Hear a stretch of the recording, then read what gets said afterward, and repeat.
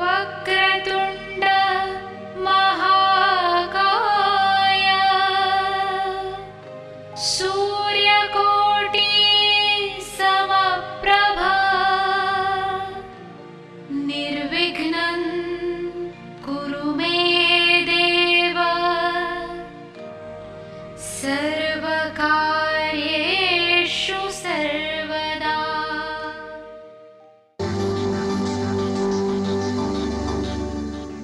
राजीव सूर्यवंशी वास्तु के क्षेत्र में एक जाना पहचाना नाम है। पिछले एक दशक से भी अधिक समय से इस क्षेत्र में सेवारत, भवनों को बिना तोड़े या फेरबदल किए उनके परामर्श से असंख्य लोग लाभान्वित हुए हैं। सिंहस्थ महाकुंभ 2003 को त्र्यंबकेश्वर में श्रद्धालुओं को वास्तुशास्त्र प्रवचनों द्वारा कृतार्थ करने पर विशेष रूप से सम्मानित किया गया। समाज के प्रति उनकी बहुमूल्य सेवाओं के लिए वर्ष 2002 में उन्हें मानव रत्न ऑफ द मिलेनियम पुरस्कार से सम्मानित किया गया था। यही नहीं, इस क्षेत्र में उनके विशेष योगदान के लिए वर्ष 1990 में श्रेष्ठतम वास्तु विशेषज्ञ के रूप में उनका चयन हुआ और इन्हें स्वर्ण पदक से सम्मानित किया गया। राजीव सूर्यवंशी ने समय समय पर देश के विभिन्न भागों और विदेशों में सेमिनारों और कार्यक्रमों का आयोजन करके समाज की खुशहाली और उत्थान में अपना योगदान दिया है। देश विदेश के कई व्यापारिक प्रतिष्ठान, शैक्षणिक संस्थाएं, सामाजिक और धार्मिक संगठन तथा जन सामान्य उनके निस्वार्थ और उत्कृष्ट मार्गदर्शन का लाभ उठा रहे हैं।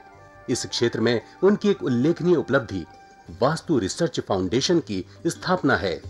वास्तु के क्षेत्र में जिज्ञासु लोगों के लिए राजीव निष्ठावान पथ प्रदर्शन की भूमिका निभाते रहे हैं और उनकी जिज्ञासा शांत करते रहे हैं। उनके अनेक विद्यार्थी इस प्राचीन विज्ञान का देश भर में प्रचार प्रसार करके लोगों का ज्ञान वर्धन कर रहे हैं। नमस्कार दर्शकों, वास्तुशास्त्र के सिद्धांत जो हैं यह ब्रह्मांडीय ऊर्जा के आधार पर हैं।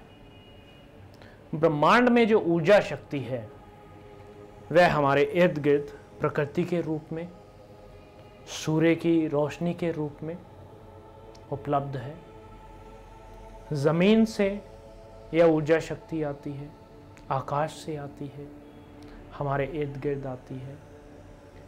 यदि हम आजकल जो कैमरास चल रहे हैं, लेटेस्ट टेक्निक्स और लेटेस्ट टेक्नोलॉजी आ गई है, उससे हम एक मनुष्य की ऊर्जा शक्ति भी देख सकते हैं कि इस मनुष्य की ऊर्जा शक्ति कितनी है।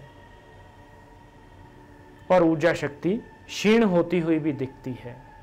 जैसे आप देखते हैं ईश्वर के स्वरूप जो कि तस्वीरों के रूप में आते हैं, उसके इर्द गिर्द एक चक्र होता है पीले से रंग का, यह ऊर्जा शक्ति होती है। खैर, ईश्वर की ऊर्जा शक्ति तो उसका अंदाजा ही नहीं लगा सकता, किंतु एक आम मनुष्य की ऊर्जा शक्ति 5 फीट तक होती है। अध्यात्म से जुड़े हुए व्यक्ति की, शुद्ध अंतःकरण वाले व्यक्ति की ऊर्जा शक्ति 15 से 30 फुट तक भी हो सकती है। यह ऊर्जा शक्ति हमें प्रकृति से और ब्रह्मांड से ही मिलती है। यह ऊर्जा शक्ति हमारे शरीर में प्रवेश करती है हमारी त्वचा से, हमारे पैर के नीचे जो तलवे हैं वहां से, और हमारे सिर के ऊपर जो चोटी का स्थान है वहां से ब्रह्मांडीय ऊर्जा प्रवेश करती है। अब यदि हम पुराने समय को और आज के समय का अध्ययन करें तो इसमें बहुत अंतर आ गया है। जो लोग आज 60 साल से ऊपर के हैं वे आज भी पैदल चल सकते हैं कई किलोमीटर, और आज का नवयुवक जो कि 21 साल का है उसके लिए उनके मुकाबले में पैदल चलना दिक्कत का कार्य है, नहीं चल पाएगा। क्योंकि आज हम चमड़े के शूज़ और हील वाले शूज़ डालकर अपने आप को कवर करके रखते हैं।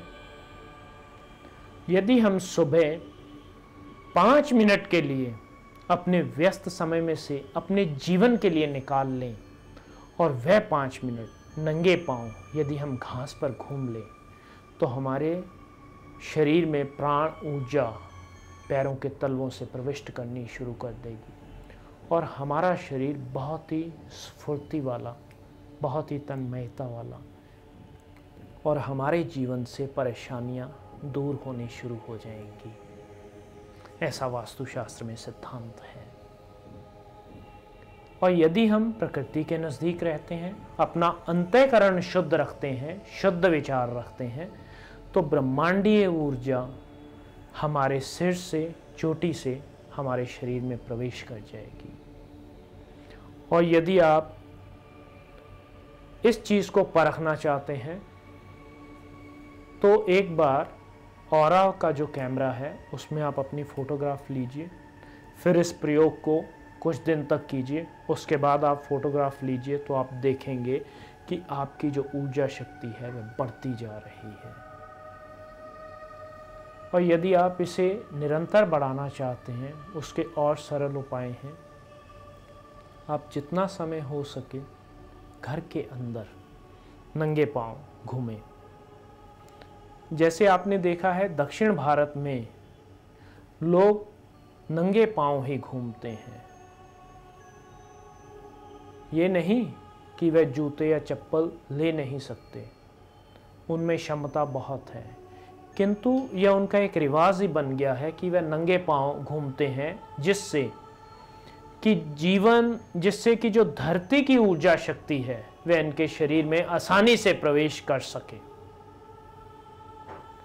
इसी प्रकार से घर के मुख्य द्वार पर रंगोली बनाई जाती है, पुष्पों से सजाया जाता है, जिससे नकारात्मक ऊर्जा बाहर ही रहे और अंदर प्रवेश ना कर सके। अब हमें ऐसी ऊर्जा शक्ति को अपने शरीर में प्रवेश करना है या करवाना है, तो उसके लिए हमें प्रकृति के नज़दीक रहना होगा। आजकल हम डबल बेड्स पर और डल्लप पिल्लो के मोटे मोटे गद्दों पर सोते हैं और बैक एक, पीठ की दर्द से परेशान रहते हैं, रीढ़ की हड्डी में टेढ़ापन रहता है, 40-45 साल की उम्र में ही सहारे ढूंढने लगते हैं। यदि हम ज़मीन पर सोते हैं तो हमें निद्रा बहुत अच्छी आएगी और सुबह उठने पर शरीर स्वस्थ और स्फूर्तिदायक होगा और बीमारियां ऐसे छोड़कर भागेंगी जैसे गधे के सिर से सींग। यदि हम भोजन डाइनिंग टेबल को छोड़कर सुखासन में भूमि पर बैठकर करें तो हमें बहुत आराम मिलेगा।